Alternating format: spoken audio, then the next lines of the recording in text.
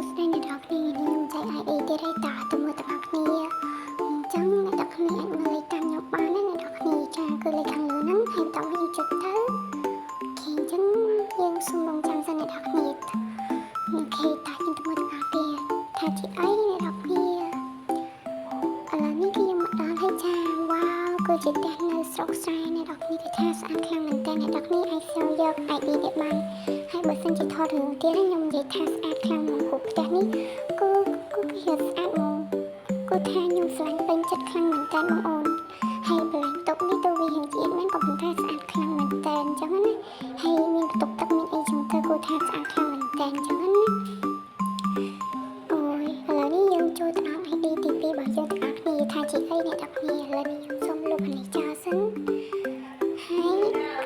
យើងចាប់ផ្ដើមទៅសៀវយកឈ្មោះ ID សិនអ្នកទាំងគ្នាដើម្បីងាយស្រួលបង្ហាញបងប្អូនទាំងអស់គ្នាអីចឹងណាទៅមើលទាំងអស់គ្នាឥឡូវនេះយើងចុចដាក់ ID នឹងមកអ្នកទាំងគ្នាឃើញលេខហ្នឹងអ្នកទាំងគ្នាចុចតាមខ្ញុំនឹងមកឥឡូវនេះយើងចូលទៅមើលទាំងអស់គ្នាថាជាអីចឹងណាអូយគឺថាស្អាតស្លាប់តែម្ដងអ្នកទាំងគ្នាបើអ្នកទាំងគ្នាចង់បានអីអាចខមមិនបានថាចង់បានផ្ទះបែបម៉េចអីចឹងណាខ្ញុំផុសតែម្ដងអានេះគឺជារទេះលក់អ្នកទាំងគ្នាគឺលក់តាមរទេះឥឡូវខ្ញុំសូមបិទរូបមនុស្សសិនណាដើម្បីងាយស្រួលមើល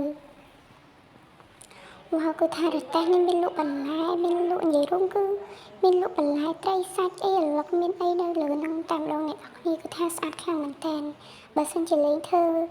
រឿងអ្នកលក់អីគឺលយដែរតាអ្នកទាំងគ្នាអញ្ចឹងវីដេអូនេះមានតែប៉ុណ្្នឹងទេសូមអរគុណសូមជម្រាបលាជួបគ្នានៅវីដេអូក្រោយ